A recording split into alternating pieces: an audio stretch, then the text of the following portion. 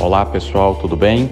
Aqui quem fala é o Marlos Kratka, sou CEO da PSA Sistemas. Vamos falar novamente sobre a alta da taxa Selic que foi objeto de discussão no mercado nesta última semana.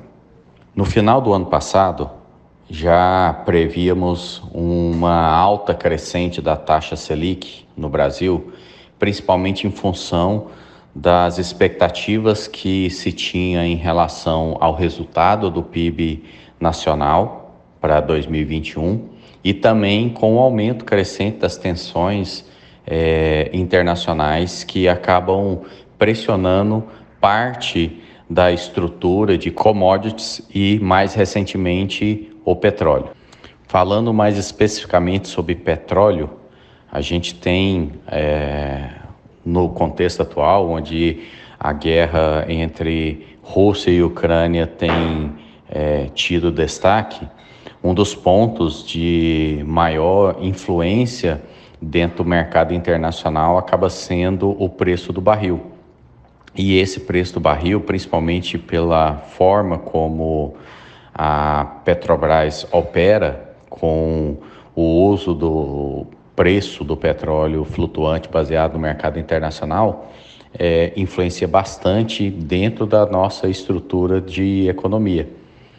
Haja visto que boa parte daquilo que se tem dentro do mercado nacional, de uma forma ou de outra, acaba tendo influência do preço dos combustíveis, do gás e outros itens que estão ligados ao petróleo.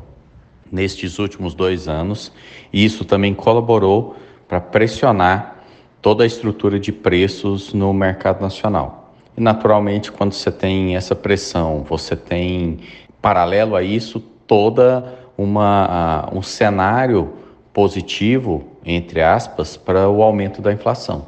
E aí a taxa Selic é um dos principais itens que o governo utiliza para frear o consumo, ou seja, naturalmente tentar com isso reduzir a pressão inflacionária e colaborar com a volta à normalidade desse indicador da economia. É importante sempre a gente trazer novamente para o nosso radar o que a alta da Selic na prática significa, né? Ela é um mecanismo de proteção para a economia em função da redução natural que ela impõe em relação ao consumo, mas, por outro lado, ela é um mecanismo também que aumenta a margem das instituições financeiras, né? Então, bancos, por exemplo, que dependem, né, do spread das operações de crédito para aumentar ou reduzir as suas margens, acabam nesses momentos tendo um ganho maior e, obviamente, com crédito mais caro, você tem uma tendência de redução de captação desse crédito e aí isso tudo naturalmente fazendo com que a economia freie aquele ímpeto de consumo que normalmente se tem. E para finalizar, pessoal, a nossa previsão em relação à Selic ainda é de alta. A gente acredita que nas 2 ou 3 próximas reuniões a gente deve continuar tendo o aumento entre 1 e 1,25 pontos percentuais.